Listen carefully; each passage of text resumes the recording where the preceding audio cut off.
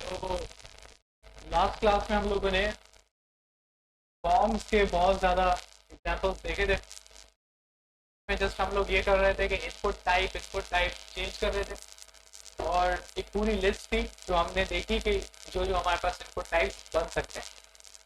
उसके बाद जो हमारा टारगेट था वो हमने सिलेक्ट ऑप्शन किया और उसको चला के देखा। सिलेक्ट ऑप्शन के बाद हमने एक और टैग चेक किया जिसका नाम था टेक्स्ट एरिया।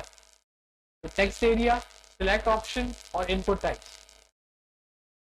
तो एक आपको कल काम दिया था रेडियो बटन का, तो क्या आप इसमें कामयाब हुए कि वो सारे, तो बात समझ आई थी? आपने ट्राई किया? आपने ट्राई किया था? मेरे पीछे पीछे बैठे हैं आप। ट्राई किया था आपने?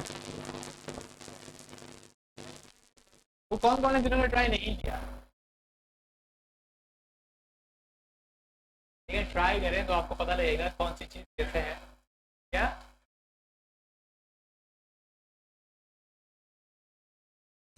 ठीक है, वो तो मैंने कहा था कि अगर आपको समझ में ना आए आप कुछ ऐसे लिख के ट्राई तो कर लेते कि क्या लिखने में कैसा लग रहा है, क्या हो रहा है। खैर, इसको आप प्रैक्टिस यहाँ पे कर लीजिएगा, तो आप देख लीजिएगा कि ऐसी क्या वजह थी कि आपका आपने नहीं की थी, जिसकी वजह से हम सब पे क्लिक कर रहे थे तो सारे क्लिक हो जा रहे थे।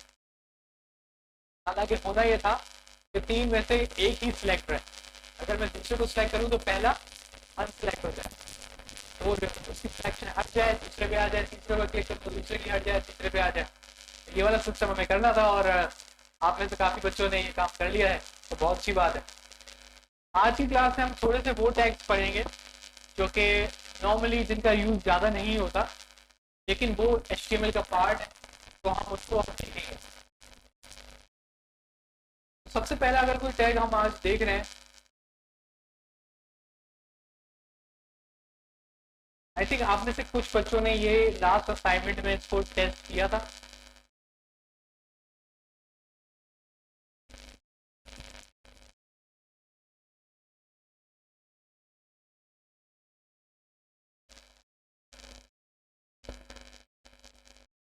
आपके पास ये टैग है, इसका नाम क्या है? HTML आई फ्रेम। HTML आई फ्रेम ज़्यादा यूज़ ना होने वाला एक टैग है जो ज़्यादातर HTML में यूज़ नहीं होता।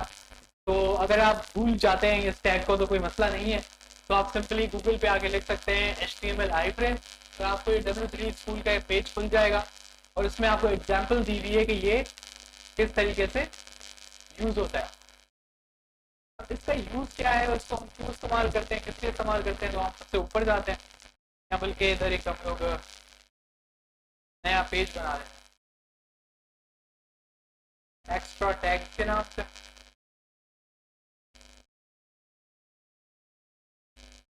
ठीक है, हम HTML का एक बेसिक स्ट्रक्चर बना लेते हैं।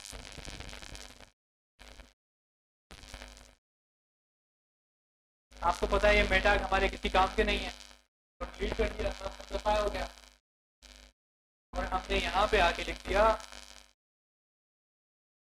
आई फ्रेम। फ्रेम मॉडल को देखते हैं, इसको हम बता देते हैं। फिलहाल हम लिख देंगे आई फ्रेम SRC। यहाँ पे हमारे पास कुछ और भी टैग्स हैं जिसको हम एक एक करके देखें। ठीक है, इसका सबसे अच्छा यूज़ होता है कि आप गूगल पे जाएं और कुछ भी लिखते हैं तो आपको पाकिस्तान का एक पेज दिख जाएगा। ठीक, अब इस पेज की आपको पता है ये URL है, राइट? ये वाली इसकी URL है। आप इसको कॉपी करें और इस SRC में पेस्ट कर दें, बिल्कुल उसी तरीके से जिस तरीके से आप एंकर टैग इस्तेमाल करते हैं। तो आप एंकर टैग में क्या करते हैं?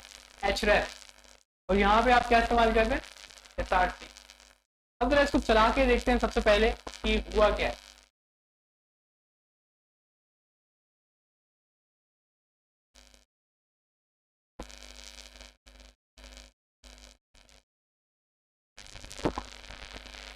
तो आप देखेंगे हमारे पेज पे क्या हुआ है।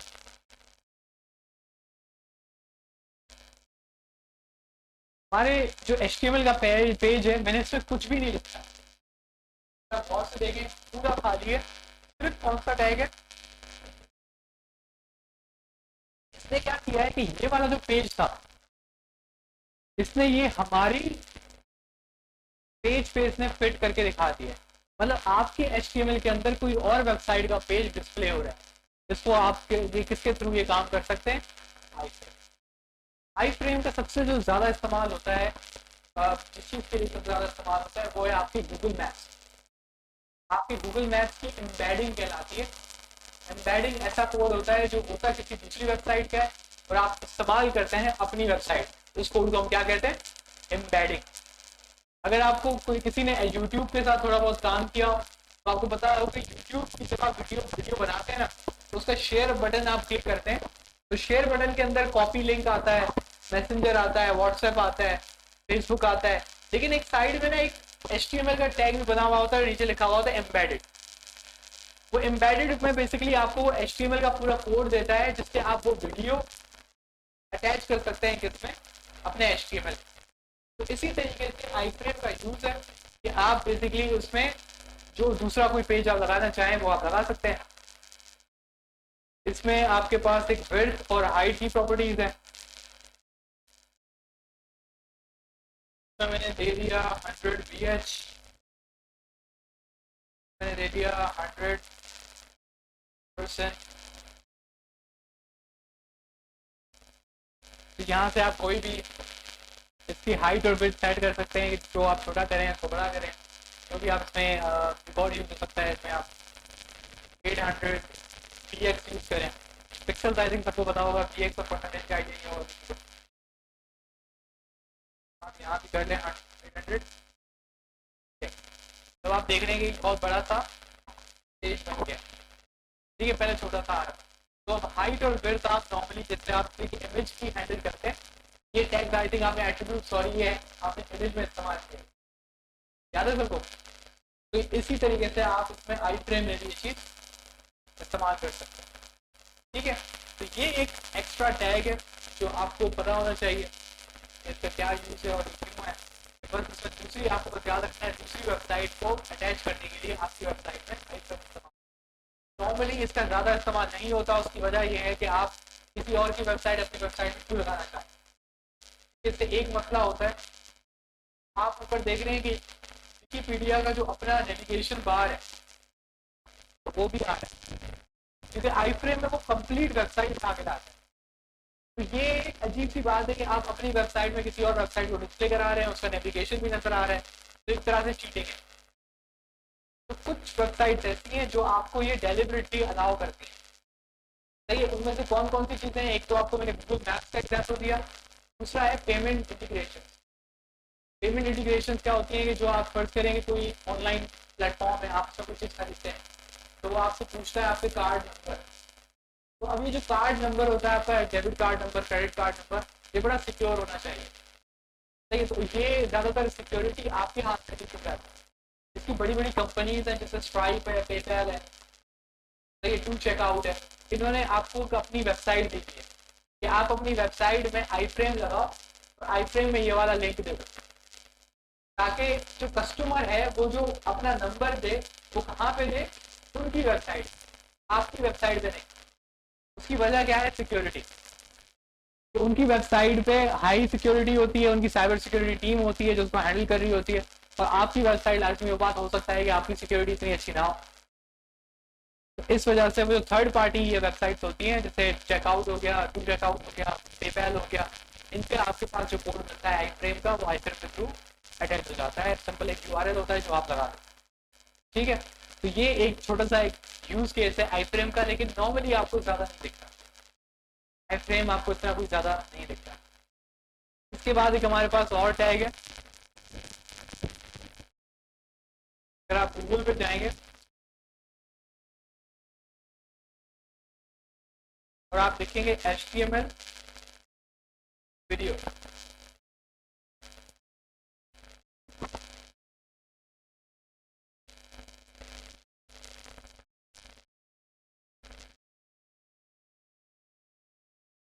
अब ये आई फ्रेम का काम खत्म।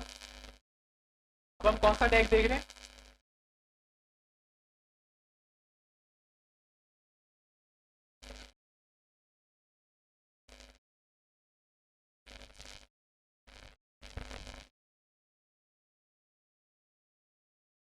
वीडियो का टैग रिलेटिवली बहुत सिंपल सा टैग है। वीडियो के टैग में अगर आप देख रहे हैं तो वीडियो का पहला अपना कीवर्ड है, ठीक है। ये कुछ एट्रीब्यूट्स है, इसमें हम आते हैं अभी थोड़ी देर में कि एट्रीब्यूट्स क्या कर रहे हैं, कैसे काम कर रहे हैं, अगर आप इसको भी ना देखें। उसके बाद वीडियो के एट्रीब्यूट के अंदर एक और एट्रीब्यूट सॉरी टैग है, उसका नाम क्या है, सोर्स। और सोर्स में आप उसको ये बता रहे हैं कि ये वीडियो आप कहाँ से उठा के लाए। हम चेक कर लेते हैं कि हमारे पास इंटरनेट पे सॉरी हमारे कंप्यूटर पे कोई शॉर्ट वीडियो कुछ बनी हुई हो।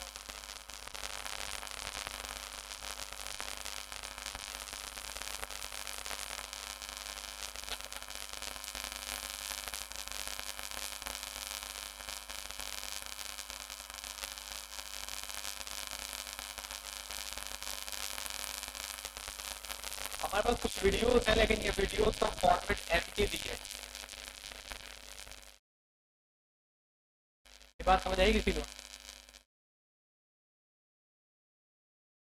फाइल का फॉर्मेट क्या होता है? जब हम इमेजेस पढ़ रहे थे तो इमेजेस के वक्त हमने बात कही थी फाइल का फॉर्मेट, फाइल की एक्सटेंशन का फाइल का फॉर्मेट कहते हैं। अभी एक्सटेंशन क्या होती है कि इमेज में आपने JPEG सुना है, PNG सुना है, तो ये सारी क्या चीज़ें हैं, ये इमेज की फाइल फॉर्मेट है, एक्सटेंशन है। इसी तरीके से वीडियो फाइल्स जो होती हैं, यानी कि जो आपके कंप्यूटर पे या मोबाइल पे जो वीडियो सेव होती हैं, उनके भी कुछ फॉर्मेट्स होते हैं। जैसे MP4 है, MKV है, FLV है, OGG है, ये सारी क्या है और कौन सी होती है? पहले नोकिया के फोन आते थे, उसमें आता था 3GB, बहुत पुराना ये फाइल फॉर्मेट है, नोकिया के फोन में चलता था 3GB। उसके बाद पॉपुलर हुआ आपका MP4, उसके बाद AVI भी एक आपका फाइल फॉर्मेट है। तो ये सारे वीडियो फॉर्मेट है कि आपकी जो वीडियो फाइल्स होती हैं वो इन कीवर्ड से पहचानी जाती है। अब जैसे आपका इमेज है, यहाँ पे इमेजेस लिखी हुई है, ठीक है, ये आपकी फाइल है formula.xlsx।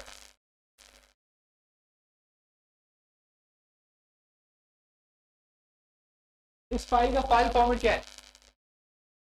डॉक है। इस फाइल का फाइल फॉर्मेट क्या है? PSD। तो हर फाइल का एक फॉर्मेट है, या इसको आप फाइल एक्सटेंशन भी कहते हैं, फाइल फॉर्मेट भी कहते हैं। तो जरूरी नहीं कि HTML हर वीडियो एक्सेप्ट करे, उसकी कुछ एक्सटेंशन हैं जो उसके पास दिए हुए। जो सबसे पॉपुलर एक्सटेंशन है वो कौन सा है? MP4, जो एक यूनिवर्सल फॉर्मेट है। वो नॉर्मली आपके ब्राउजर में भी चल जाता है, आपके मोबाइल्स में भी चल जाता है, आपके लैपटॉप्स में भी चल जाता है। MP4 एक रिलेटिवली ज़्यादा पॉपुलर आपका फाइल फॉर्मेट है, लेकिन इसका फाइल साइज थोड़ा बड़ा होता है। इस वजह से कुछ कंपनीज कुछ और फाइल फॉर्मेट इस्तेमाल करती हैं, जैसे कि आपका MKV है, FLV है। आई थिंक यूट्यूब की अगर आप वीडियोस डाउनलोड करेंगे तो शायद MKV आप इसको वेरीफाई कीजिएगा। किसी ने डाउनलोड किए कभी यूट्यूब की वीडियोस? आप यूट्यूब की वीडियोस डाउनलोड कीजिएगा तो आपको एक पर्टिकुलर इसका फाइल फॉर्मेट आता है, यहाँ से आपको पता चल जाएगा ये कौन सी फाइल फॉर्मेट है। अब ये हमारा फोल्डर है, इसके अंदर हमारी वो फाइल पड़ी हुई है HTML।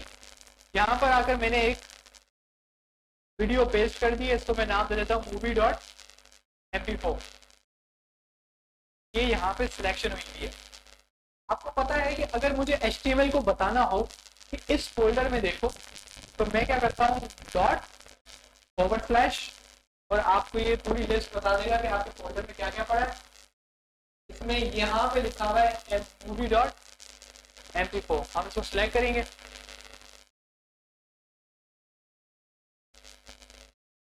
टाइप को थोड़ी देर हटा देते हैं ताकि इसको सिंप्लीफाई करें। अब हम इसको चला के देखते हैं। तो आप देख रहे हैं कि आपके HTML पेज पे आपकी वीडियो ऐड, इतना सिंपल काम। इसका मतलब है कि आपके पास कोई भी आपके कंप्यूटर पे वीडियो पड़ी है, आपको उसको HTML में डिस्प्ले कराना है, तो आप कैसे कर सकते हैं? सिंपल मेथड है आपका, आप वीडियो का टैग यूज कर लें, HTML टैग यूज कर लें, और उसके अंदर सोर्स का टैग होगा जिसके अंदर आप उसका फाइल पाथ देंगे। अब इसके बाद हमारे पास कुछ एट्रीब्यूट्स पे बात करते हैं। सबसे पहले बात करते हैं इसका जो ये वाला टैग है सोर्स। इसमें हमें ये बात समझ आ रही है कि हमें ये बताना है सबसे पहले तो कि कहाँ से वीडियो वो उठानी है। बात समझ आ रही है? हमें उससे पहले ये बताना है कि वो कहाँ से वीडियो उठाओ। एक दूसरा एट्रीब्यूट था जो मैंने डिलीट किया, वो एट्रीब्यूट क्या है? टाइप। इसमें आप उसको बता रहे हो कि आप किस तरह किस फाइल फॉर्मेट की वीडियो आप पास ऑन कर रहे हो। अगर आप इसको ना लिखें तो जो अगर उसकी सपोर्टेड टाइप होगी तो वो ऑटोमेटिकली इसको रीड कर लेता है, कोई इश्यू नहीं। सही है। अगर आप इसको लिखें तो ये ज्यादा बेटर है। आप एक एक्स्ट्रा इन्फॉर्मेशन दे रहे हैं कि इसके अंदर किस फाइल फॉर्मेट की वीडियो आएगी, MP4। तो ये ऑप्शनल है। आपने देखा मैंने इसको डिलीट करके चलाया वीडियो से। उसके बाद आते हैं ऊपर। तो अब ऊपर जो मेन टैग है वो कौन सा है? वीडियो। लेकिन अगर आप देखेंगे वीडियो के जो एट्रीब्यूट्स है इनका फाइल पाथ से कोई ताल्लुक नहीं। ये सिर्फ ये बता रहा है कि इसकी स्क्रीन साइज क्या हो। अभी स्क्रीन साइज क्या बनी हुई है? 320 बाय 240। अब आपको पता है कि आप इसकी साइज को चेंज कर सकते हैं। जब आप यहाँ पे चेंज करेंगे तो यहाँ पे भी आपकी वीडियो और फाइल साइज चेंज हो जाएगा। सिंपल है। इसको वापस लाते हैं, फिर अपनी जगह पे वो वापस हो गई। इसके अलावा हमारे पास ये एक एट्रीब्यूट है और मजे की बात है ये एट्रीब्यूट बाकी एट्रीब्यूट से बहुत अच्छा लेता है। सही है। अब इस एट्रीब्यूट में अगर आप देखें उसमें कंट्रोल्स लिखा हुआ है। अब कंट्रोल का क्या मतलब है? अगर मैं इसको मिटा देता हूं तो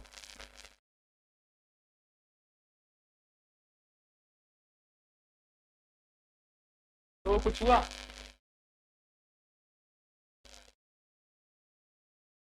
अभी चलेगा कैसे?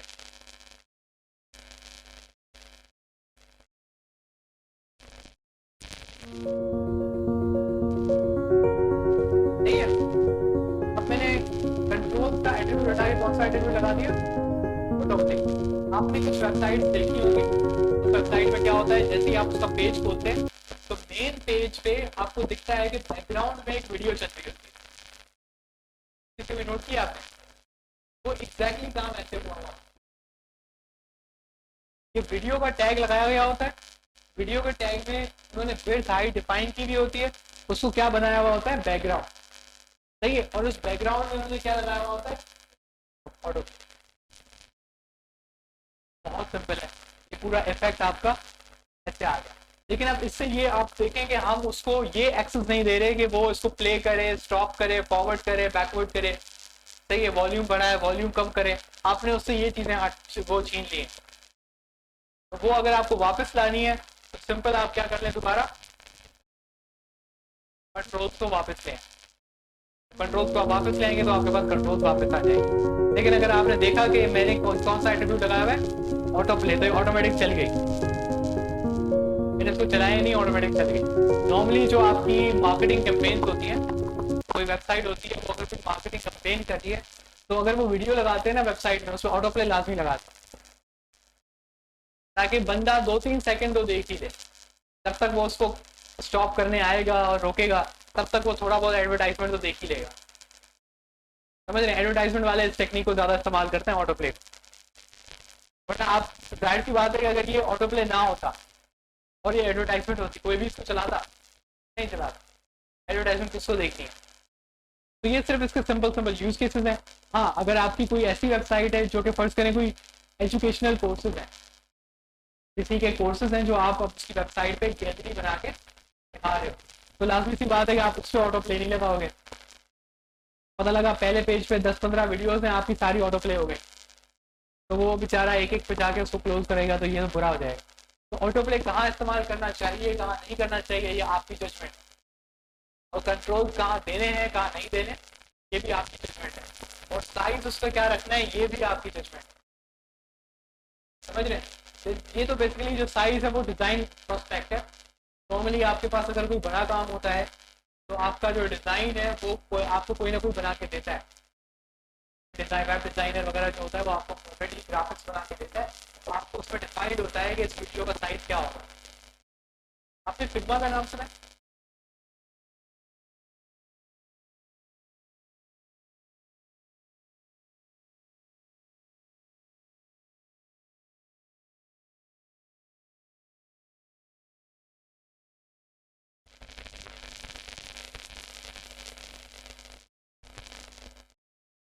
आप ये देख रहे हैं फिग्मा डिजाइन क्या होता है। फिग्मा बेसिकली आपके वेबसाइट मोबाइल ऐप्स का यूआई यूएक्स डिजाइन टूल है। अब ये यूआई यूएक्स पहले कभी किसी ने लफ्ज सुना है? अब यूआई यूएक्स क्या है कि user interface user experience. User interface और यूजर एक्सपीरियंस, यूजर इंटरफेस कहते हैं कि जो यूजर को दिखता है, जो वेबसाइट यूजर को दिखेगी उसको आप क्या कहते हैं? यूजर इंटरफेस, कि वो क्या देखेगा। यूजर एक्सपीरियंस, यूजर एक्सपीरियंस क्या आता है कि वो मेन्यू पे क्लिक करेगा तो उसको क्या दिखेगा, वो स्क्रॉल करेगा तो उसको क्या दिखेगा, वीडियो उसको कहाँ पे दिखेगी, कौन सा ऑब्जेक्ट उसको कहाँ पे मिलेगा, फॉर्म उसको कहाँ पे दिखाना है, ये किसका पार्ट कहलाता है? User experience. तो आपके पास ये पूरी एक फील्ड है इसके अंदर आपको ये पढ़ाया जाता है कि यूजर को सबसे पहले आपको पढ़ाया जाता है कि यूजर को डेटा दिखाना कैसे, मतलब वेबसाइट कैसे दिखानी है, सिंपल ग्राफिक डिजाइनिंग। सही है कि लेकिन किसकी ग्राफिक डिजाइनिंग? वेबसाइट्स और मोबाइल एप्स की। कि ये जैसे कि आप वेबसाइट है, अब ये वेबसाइट डायरेक्टली आप और मेरी तरह किसी फुल स्टैक डेवलपर ने नहीं बनाई होगी। सबसे पहले एक यूजर इंटरफेस इंजीनियर आया होगा, उसने पहले अपने क्लाइंट की बात सुनी होगी कि वो क्या बनाना चाहता है, वो किस यूजर को टारगेट कर रहा है, उसको कलर कौन कौन सा इस्तेमाल करना है। उसके बाद बैठ के वो ये सोचता है कि मुझे नेविगेशन किस तरीके से बनानी है, मुझे ये चीज़ें कैसे लिखनी है, मुझे ये कैसे लिखना है, ये सब वो खुद डिसाइड करता है। और डिट्टो बिल्कुल ऐसा काम वो किसमें करता है? फिग्मा पर। फिग्मा पे आपकी पूरी वेबसाइट बनती है जैसे आप उसको एक्चुअली बनने के बाद देखोगे, लेकिन वो कोई HTML CSS या जावास्क्रिप्ट नहीं होती, वो सिर्फ एक तस्वीर होती है। सही है, आपको सिर्फ तस्वीर सिखा दी जाती है कि भाई ये वेबसाइट है, ऐसी बना, समझ रहे हैं? मतलब आपको वेबसाइट दिखा दी और कहा कि आपको क्या करना है, बस ये कर। इसको आप डिट्टो आप देखते जाते हैं, अच्छा बटन बनाना है, बटन की साइज क्या है, बटन का बैकग्राउंड कलर क्या है, बटन का बॉर्डर है नहीं है, आपको बस ये सारी बातें वहां से मिल जाती है और आप क्या करते हैं, बनाना शुरू कर देते हैं। ये काम होता है बड़े प्रोजेक्ट, तो अच्छे प्रोजेक्ट होते हैं, जो बड़े प्रोजेक्ट होते हैं उनमें नॉर्मली ये चीज़ की जाती है। वरना आपके पास शुरू में खास तौर पे जब आप प्रोजेक्ट उठाना शुरू करेंगे इंशाल्लाह, तो आपको पता लगेगा कि आपके पास जो बंदा आएगा वो बोलेगा यार मुझे नहीं पता, बोलेगा यूजर इंटरफेस यूजर एक्सपीरियंस मुझे कुछ नहीं पता, वो बोलेगा यार मुझे एक वेबसाइट चाहिए जिसमें मुझे ना अपनी कोर्स की वीडियोस लोगों को दिखाएं। तो आपको थोड़ा सा डिज़ाइन सेंस होना चाहिए, अगर आप कोई वेबसाइट बना रहे हो वो कैसे बननी चाहिए। और ये कैसे आती है? ये आती है थोड़ी प्रैक्टिस से। तो इंशाल्लाह जब आपकी CSS हो जाएगी तो आपको मैं तकरीबन डेली बेसिस पे एक चीज़ देता रहूँगा कि ये मुझे बना के ट्यूटोरियल से ही बोलूँगा, ट्यूटोरियल ही छाप के आ जाओ, उससे फ़र्क नहीं पड़ता, क्योंकि कम से कम आप ट्यूटोरियल भी देखेंगे ना तो आपको ये पता लगेगा कि वो जो एक्सपर्ट बनता है वो किस तरीके से बना है। आपको अलग अलग लोगों का डिज़ाइन थिंकिंग पता लगेगी। कभी भी एक बंदे से डिज़ाइन नहीं सीखा जाता, क्योंकि जो एक बंदा है वो अपनी सोच के मुताबिक डिज़ाइन करेगा, जो तीसरा बंदा है उसकी सोच मुख्तलिफ हो सकता है, वो बेहतर हो, फिर चौथा बंदा है हो सकता है उसकी सोच ज़्यादा अच्छी हो, उसकी टेक्निक अच्छी हो। तो नॉर्मली जब आप प्रैक्टिस करते हैं तो आपको मैं यही काम दूंगा कि भाई एक लैंडिंग पेज बनाना है, कोई भी ट्यूटोरियल पकड़ो, इसको छाप दो, लेकिन छापने वक्त आप अपनी अपनी तो टैग HTML CSS आप समझोगे कि उसने कोई चीज़ लिखी तो क्यों लिखी। अगर आप उसको मिटाओगे तो कोई फर्क आएगा, तो लगाओगे तो कोई और फर्क आएगा। आप स्टेप बाय स्टेप वो चीज़ करते हो। नॉर्मली हम क्या करते हैं कि आपको वो असाइनमेंट में दूंगा, नेक्स्ट वीक में जब आप मुझे दिखा रहे होगे तो मैं कोड खोलूंगा और किसी भी एक प्रॉपर्टी पे हाथ रखूंगा, बोलूंगा ये क्या है, ये क्यों लगाई, क्या जरूरत पेश है, अगर ये ना हो तो क्या होगा, ताकि आप लोगों का ये एक तो आपको ये बोल हो कि जो प्रोफेशनल आदमी है वो किस तरीके से काम करता है, उसमें आपको टेक्निक्स पता लगती है। जैसे कि एक छोटा सा एक तरीका है कि एक एलिमेंट को बीच में लाना है, राइट साइड पे लाना है, बॉटम सेंटर पे लाना है, बॉटम लेफ्ट पे लाना है, बॉटम राइट पे लाना है। अब इसकी बहुत सारी टेक्निक है, एक टेक्निक नहीं है लाने। तो कौन सी टेक्निक ज़्यादा आसान और ज़्यादा बेहतर है ये अब आपके ऊपर है। हो सकता है किसी को फ्लैक्स अच्छी लगे, किसी को फ्लोट अच्छी लगे, किसी को मार्जिन अच्छी लगे, किसी को पोजीशन अच्छी लगे। अभी मैं 3-4 महीने अप्रोचेस के नाम दिए। अब हर जो यूट्यूबर है उसकी अपनी अप्रोच हो, उसका अपनी ट्रिक होगी।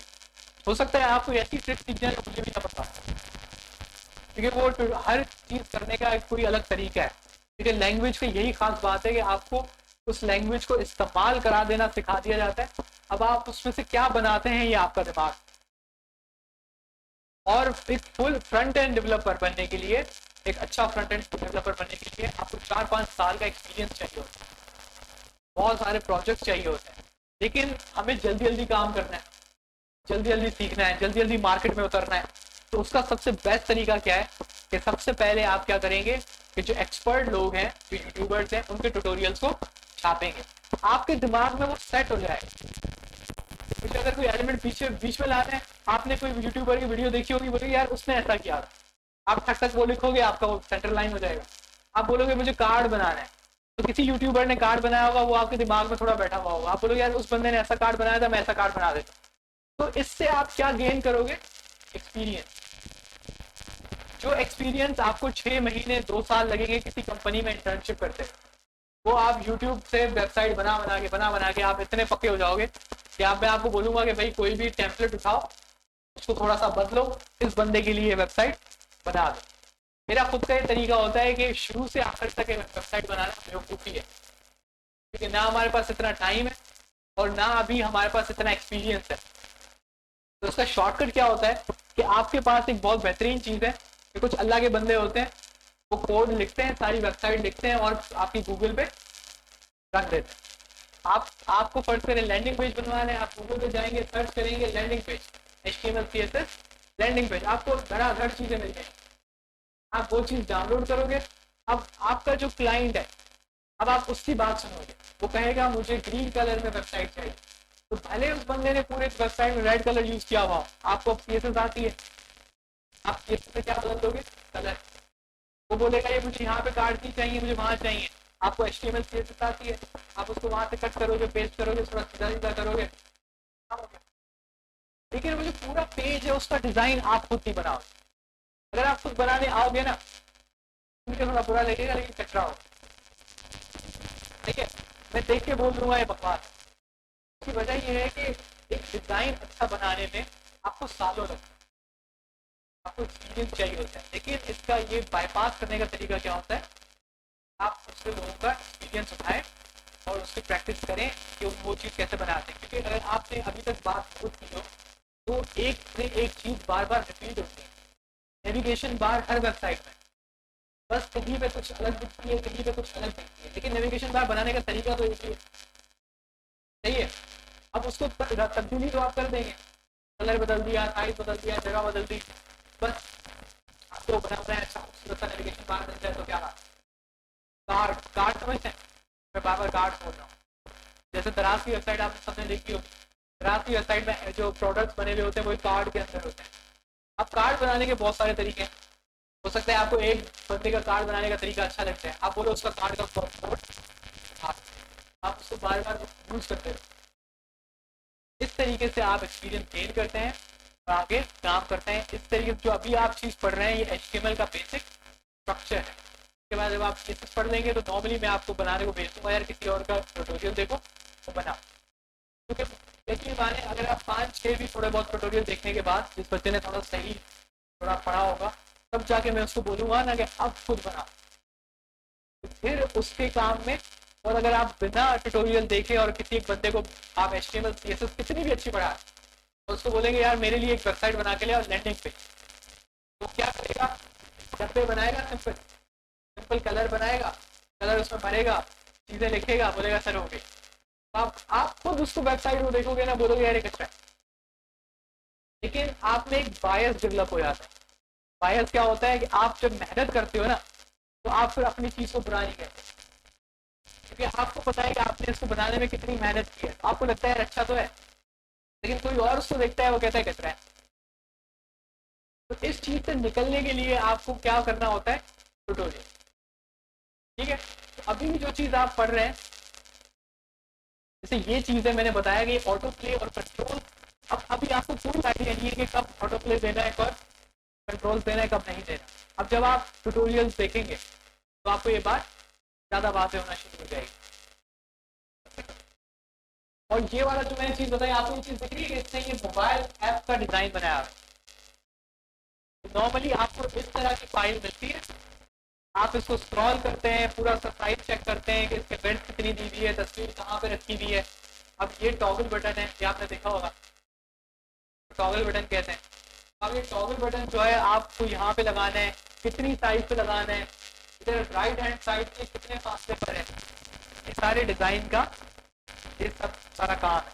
ये यूआई यूएक्स डिजाइनर आपको देता है, आप उसमें सारी चीजें बना लेते हैं। इसके अलावा हमारे पास एक और HTML का कोड है, तो अगेन थोड़ा सा फजूल है, लेकिन क्या करें, इसको हम कहते हैं HTML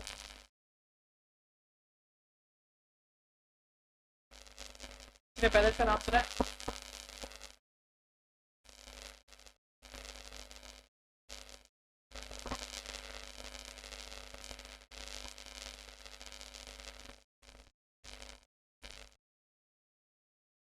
क्या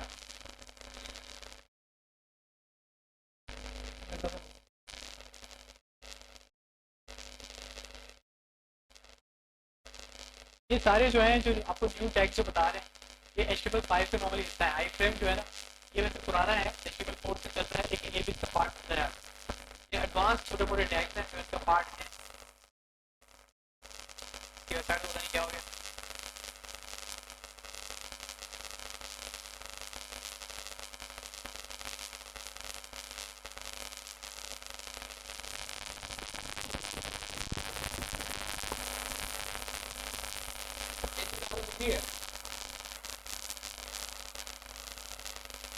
ये सिंपल सी एक एनिमेशन है जो हो सकता है कि आपको कभी आपने देखी हो।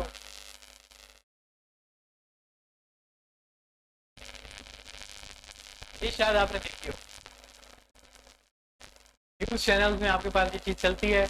और अगर आप किसी ई कॉमर्स वेबसाइट पे जाएं तो उसकी कोई सेल चल रही होती है, कोई नोटिफिकेशन होता है, तो ऊपर से ऐसे बाहर चलता रहता है। अब ये कौन सा टैग है? इस टैग को हम कहते हैं मार्क्यूरी या मार्की भी कहते हैं।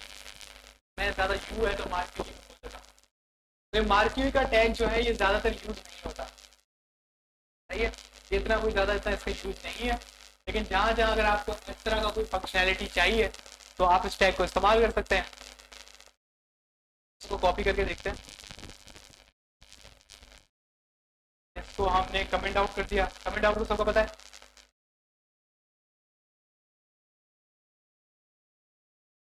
ये हमारी वेबसाइट पे अब चल रहा है। मार्क्यूरी की ये स्पेलिंग है, सही है। अब मार्क्यूरी में कौन से इंपॉर्टेंट एट्रीब्यूट्स हैं, थोड़ा ये भी देख लेते हैं। अब इंपॉर्टेंट एट्रीब्यूट्स में क्या क्या है? सबसे पहली है विड्थ, सही है, कि इसकी विड्थ क्या होगी। अभी क्या रखी हुई है? 40%। इसको मैं कर देता हूँ 100%, देखते हैं क्या होता है। सही है, पहला तरीका ये। दूसरा एट्रीब्यूट क्या है? डायरेक्शन। अब डायरेक्शन में क्या मैंने दिया इसको? लेफ्ट, यानी कि लेफ्ट से निकलेगा और लेफ्ट की तरफ जाएगा। डायरेक्शन अगर हम राइट करके देखते हैं सही है, तो हम टॉप कहते हैं या अप,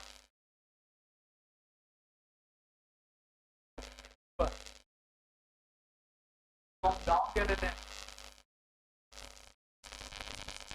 डायरेक्शन आप किसी भी तरह से कोई भी सेट करें, आपकी मर्जी है। नॉर्मली अगर आपने स्टैंडर्ड देखा होगा तो वो लेफ्ट है, स्टैंडर्ड लेफ्ट होता है। नॉर्मली आपने वेबसाइट पे ये डायरेक्शन देखी होगी कि वो यूं यूं चलता रहता है। लेकिन ये आपके ऊपर है और आपके डिजाइनर के ऊपर है कि वो क्या चाहता है।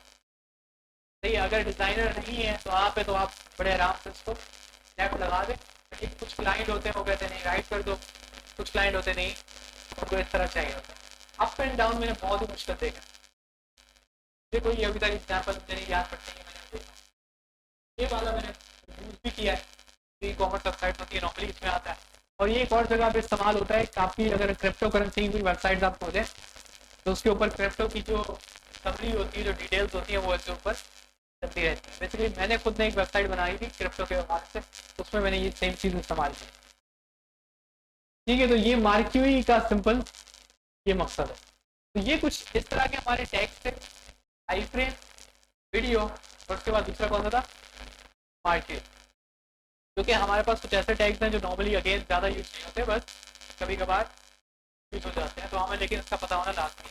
इसके साथ साथ जब हम CSS पढ़ रहे होंगे, हो सकता है कि कोई इक्का दुक्का HTML का टैग या कोई एट्रीब्यूट हो गया, हम उसको दोबारा वापस आके रिकवर कर रहे होंगे, क्योंकि आपकी एक दफ़ा आपने ये आदत बनानी थी कि आपको ये पता हो कि HTML का टैग इस्तेमाल कैसे करना है, सही है, और उसका एट्रीब्यूट कैसे लगाना।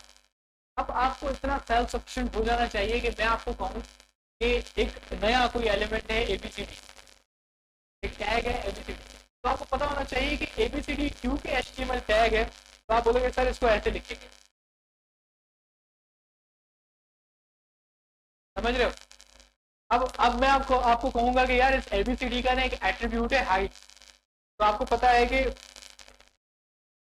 हाइट आप ऐसे देते हो, यानी कि आप एट्रीब्यूट ऐसे लगाते हो। आपने अगर नेम का एट्रीब्यूट देना है तो आपने ऐसे दे दिया। आपको ये सिंटैक्स समझ आना चाहिए, सही। मेन मकसद HTML टैग्स का रट्टा मारना नहीं है, इसकी लॉजिक समझना है कि HTML के टैग को इस्तेमाल कैसे किया जाता है, और उसके अंदर जो आपके पास एट्रीब्यूट्स है उसको कैसे इस्तेमाल किया जाता है, ये दो चीज़ें। अब आपके पास हम जो नेक्स्ट वीक जब आपसे मिलेंगे, तो उसमें मैं चाहता हूँ कि आप अपने तौर पे एक वेबसाइट ढूंढें, या अगर आपको वेबसाइट नहीं ढूंढनी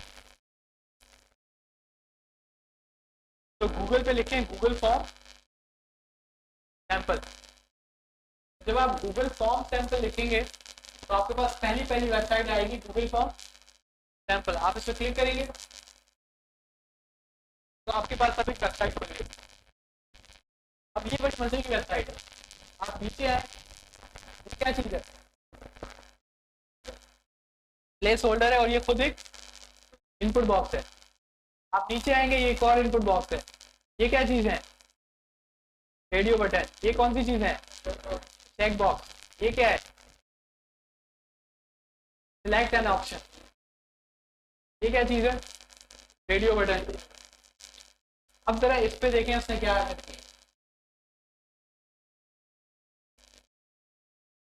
ये क्या चीज़ है,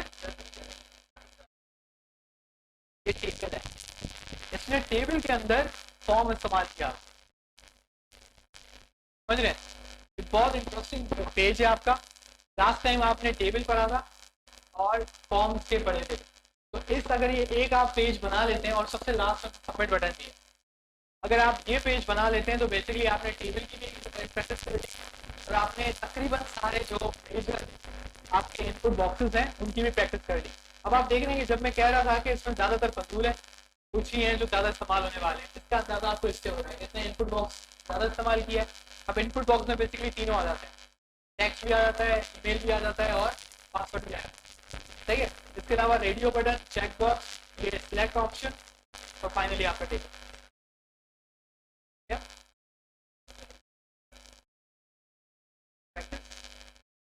हाँ हाँ, इनफैक्ट आप ये तो आपकी टेक्निक हो जाएगी, ट्रिक हो जाएगी। अब आप इसमें गौर करेंगे, इसमें खूबसूरती लगाई गई है। अब लाजमी सी बात है, आपको पता होगा आपका कि भाई मैं कहूँगा कि खूबसूरती से मुझे कुछ लेना देना नहीं है, कि आपने अभी तक CSS नहीं पढ़ी है, ठीक है। तो ये लेकिन कुछ इसमें टेक्निकल चीज़ें जिसका आपको ख्याल रखना चाहिए, जो आप काम कर सकते हो, जैसे कि ये H1 है, सही है। इसके अलावा एक सिंपल पी का टैग,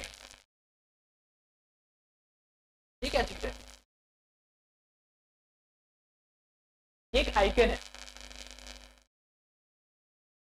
क्या चीज़ है, आइकन है। आप आइकन इमेज के टैग में लगा सकते हो,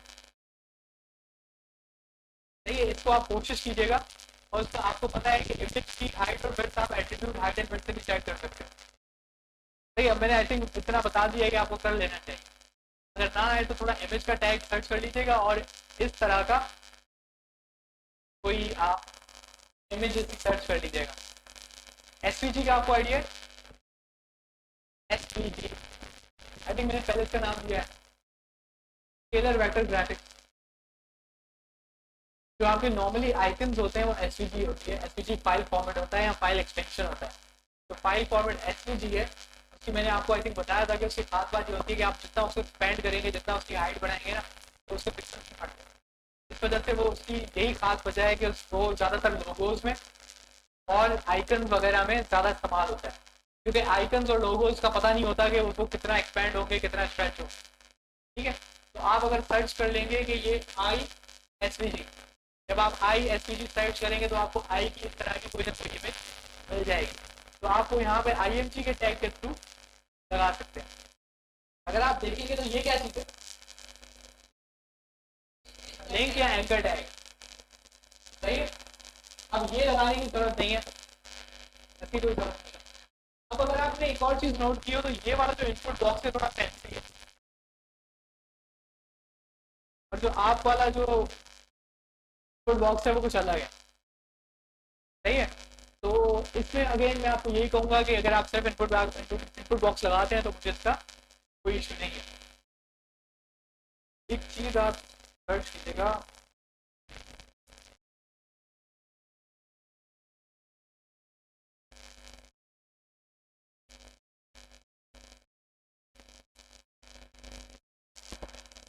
एक टैग है, इस टैग को हम क्या कहते हैं, फील्ड टैग। अगर आप इस HTML टैग को यूज करना, अभी आप अच्छा होगा कि आप इसको खुद यूज करना सीखें। अपने टैग का नाम मैंने बता दिया, अब आप इसको खुद देखेंगे इसको कैसे यूज करना है, कैसे इसकी प्रैक्टिस करनी है। ये मैंने क्यों दिखाया है, अगर आप इसको देखें तो ये कार्ड है, और आप फील्ड साइड को देखें तो ये भी क्या बना रहे हैं, कार्ड विदाउट HTML। आपको सिर्फ फील्ड साइड का टैग यूज करना है और ये सराउंडिंग में उसके क्या बना देगा, एक कार्ड। तो आप इसको यूज कर सकते हैं, ये एक ऑप्शनल काम है कि अगर आप अपने काम को और बेहतर बनाना चाहते हैं तो आप इसका इस्तेमाल करें, तो आपका जो फिर फाइनल पेज होगा वो इससे काफी मिलता जुलता दिखेगा, सही है। ये अब आपकी क्रिएटिविटी है कि आप किस तरीके से उसको और बेहतर से बेहतर बनाते जाते हैं। तो ये चीज आपने करनी है कि आपने इसको ये वाला पेज बनाना है। अगेन गूगल पे जाके क्या लिखना है, गूगल फॉर्म। आपको बात समझ आ गई, गूगल फॉर्म सैंपल है, बल्कि सैंपल आगे आता है, आगे आपको पहले पे करना है तो गूगल फॉर्म सैंपल देगा। ऐसा ना हो कि आप गूगल फॉर्म पर लिखें और किसी और तरह के गूगल फॉर्म दिखाना शुरू कर जाए। ठीक है, तो आपका बेसिकली टारगेट ये है कि आपने वो सारे टैग इस्तेमाल करने हैं जो उन्होंने इस्तेमाल किए हुए, और जितना आपसे हो सके आप उतना करें। लेकिन जो चीज़ मैं चेक करूँगा वो टेक्निकल पॉइंट्स हैं, जैसे कि आपने जो इसमें इनपुट बॉक्सेस इस्तेमाल हुए हैं वो सही से इस्तेमाल किए या नहीं, प्लेस होल्डर सही लगाया या नहीं, ये वाला काम सही हुआ या नहीं, सही है। और ये वाला टेबल आपने सही बनाया है, ठीक है। और इस टेबल में आपको दिख रहा है कि ये इनपुट बॉक्सेस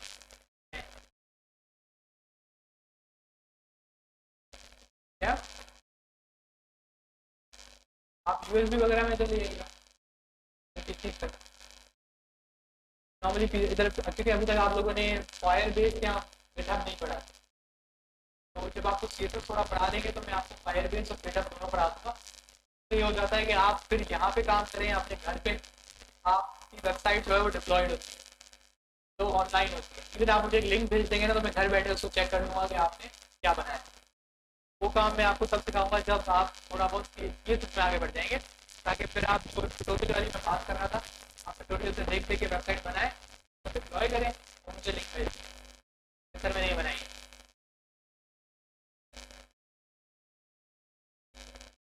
इसी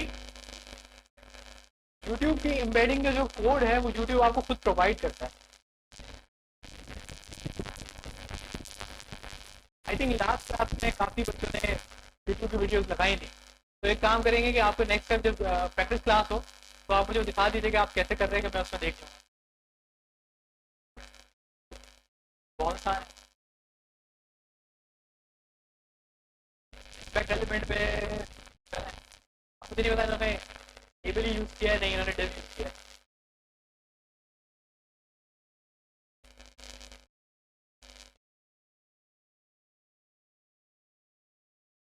इन्होंने CSS लगाई है,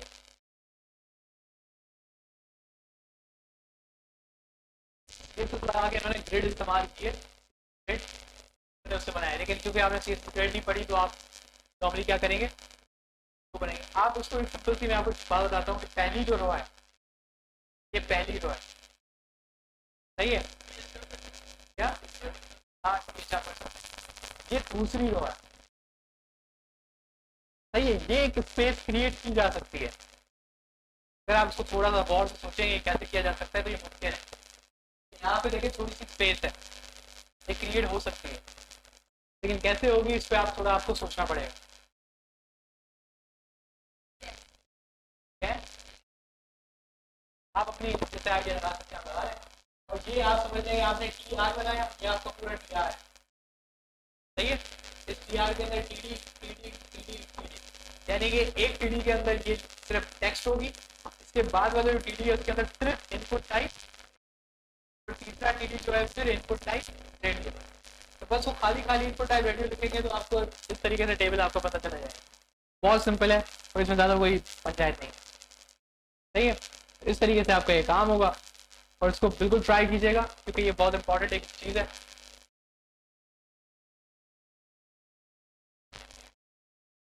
लेकिन ये सवाल ऐसे CSS की क्लास का है, लेकिन चलें इसका जवाब दे देते हैं। फ्लैक्स जो है वो वन डायमेंशनल है, सही है। जहाँ पे आपको ये चीज़ नहीं चाहिए कि आपकी मल्टी डायमेंशनल आपका डेटा हो, इसका मतलब है 2D ना हो। जब 2D ना हो तो आप क्या इस्तेमाल कर लें, जब आपका जो डेटा है वो 2D है, इसका मतलब क्या है कि आपके पास रोज भी हैं और कॉलम्स भी हैं, तो आपको क्या इस्तेमाल करना चाहिए, ग्रिड। लेकिन हमारे पास ग्रिड जो है वो रिलेटिवली न्यू है। CSS3 में एक न्यू एडिशन थी CSS ग्रिड, तो उससे ज़्यादा डेवलपर्स को वो पसंद नहीं है। जब आप CSS ग्रिड पढ़ाएंगे तो आपको फील होगा कि उसके अंदर ना स्ट्रक्चर का कोड बहुत है, तो ये चीज़ ऐसे लिखोगे तो तबाह हो जाएगा, इस चीज़ को ऐसे लिखोगे तो तबाह हो जाएगा, तो उसमें ये बातें बहुत है, इसका बहुत ख्याल करना पड़ता है स्ट्रक्चर का। तो लोग क्या करते हैं कि हर रो के लिए डिस्प्ले फ्लैग, पहली रो डिस्प्ले फ्लैग, दूसरी रो डिस्प्ले फ्लैग, तो सेम इफेक्ट दे देता है 2D का। तो ये इस तरह से लोग ज़्यादातर जो मैंने देखा है कि जो डिज़ाइनर्स हैं वो ज़्यादा प्रेफर करते हैं फ्लैग, इसको सिर्फ हाँ मल्टी रो ले आते, तो एक रो के लिए एक फ्लैग इंडिपेंडेंट, दूसरी रो के लिए दूसरा फ्लैग इंडिपेंडेंट। अब ग्रिड में क्या होता है, सब एक साथ हो जाता है। अब पूरे पेज में जितने भी आपके कॉलम्स और रोज होंगी वो सारी एक ही तरफ, एक ही वो लाइन में आपका कोड आ जाता है और आपका सारा एक ही दफ़ा सब कुछ बन जाता है। फ्लैक्स में आपको क्या करना पड़ेगा, हर दफ़ा नया कंटेनर बनाना पड़ेगा हर रो के लिए, और उस पर आपको क्या लगानी पड़ेगी, डिस्प्ले फ्लैग। तो ये थोड़ा सा फर्क है फ्लैक्स और ग्रिड में। फ्लैक्स ग्रिड वाला सारा काम कर जाता है, बस उसका ग्रिड जो एक नया है। तो अभी जो मैं बातें कर रहा हूँ CSS की है, तो उन्होंने सवाल पूछा, मैंने उसका जवाब दिया। बाकी आज की क्लास का आई थिंक इधर ही थोड़ा इसको ब्रेक मारते हैं। आपका बेसिकली HTML पता है, ठीक है, HTML की एक क्रैश क्लास हो जाएगी और उसके साथ आपका CSS शुरू हो जाएगा। वैसे CSS का अगर फुल फॉर्म किसी को पता है, CSS का फुल फॉर्म है कैस्केडिंग स्टाइल शीट। ये कुछ ऐसा ही है कि HTML जो है, मैंने पहले दिन आई थिंक बताया था कि वो आपका स्केलेटन है, वो स्ट्रक्चर। या आपने खुद देखा कि हेडिंग, ठीक है, इमेजेस, वीडियोस, ये सारी चीज़ें, आप एंकर टैग, आपने स्ट्रक्चर बनाया, मतलब मैटर जो है ना वो आपने आके बस फेंकना शुरू कर दिया। अभी इसको खूबसूरत बनाना, इसको अलाइन करना, अपनी अपनी जगह पे रखना, ये किसका काम है, मतलब एक ऐसा कोड है जो आपको कोड को क्या देता है। ये हम इसको इंशाल्लाह बहुत तो वेरी नेक्स्ट वीक से स्टार्ट कर लेंगे।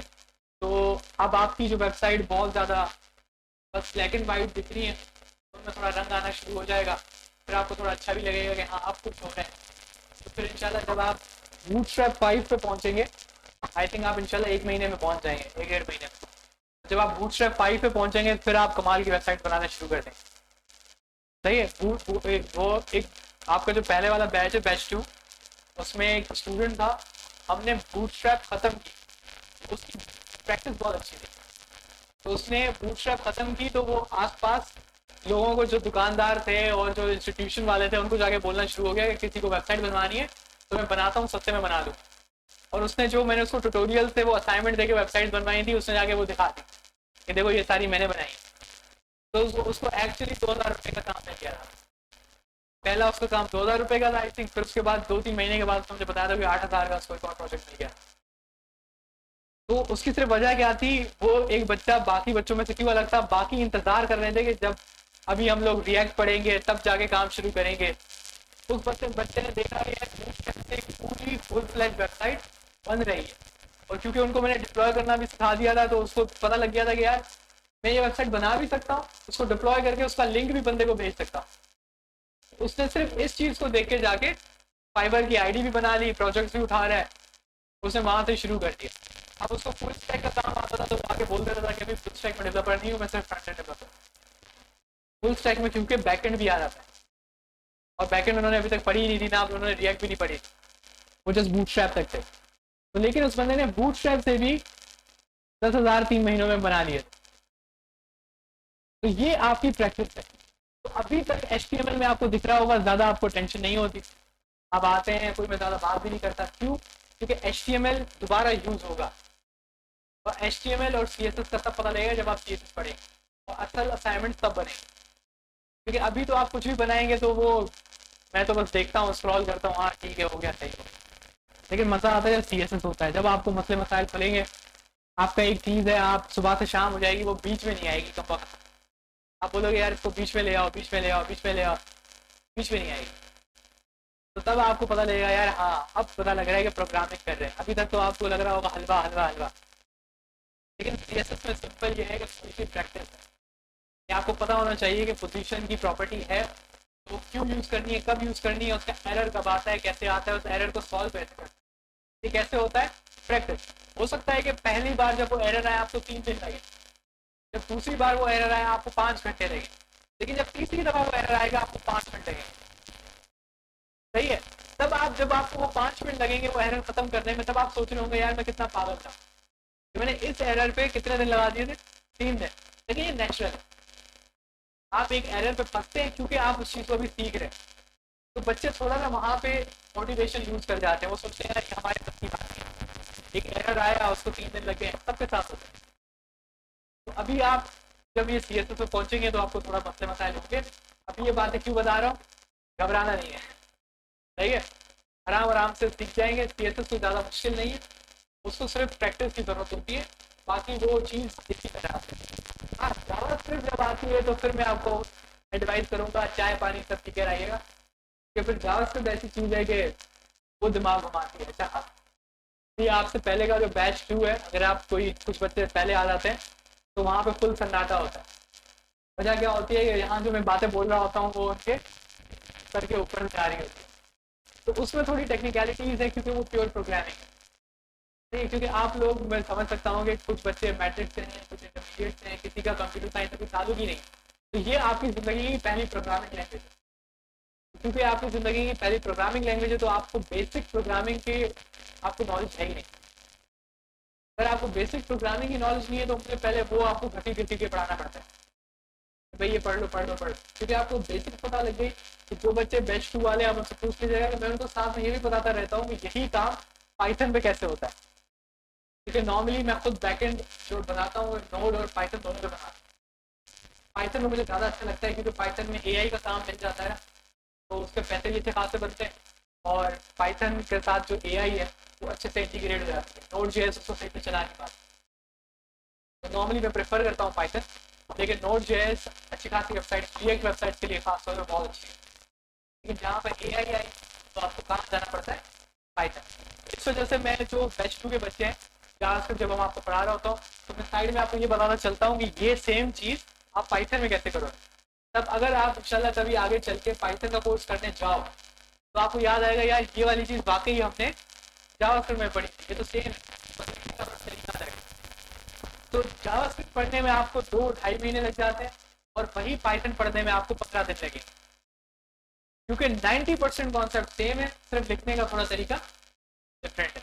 तो आगे जो आपके साथ होने वाला है, मैंने आपको थोड़ा सा उसका इंट्रोडक्शन दिया है क्योंकि आपकी HTML खत्म हो जाती है, और उम्मीद है कि आपको HTML थोड़ी बहुत समझ आ गई है। अगर आपको थोड़ी बहुत लिखना आ गई है काफ़ी है।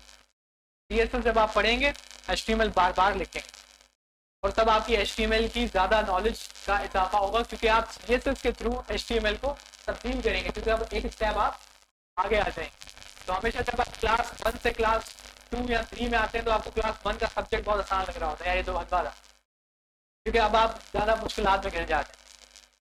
सही है, तो इंशाल्लाह आपसे फिर मुलाकात होती है, और अटेंडेंस आप पहले भाई को लिखवा दें।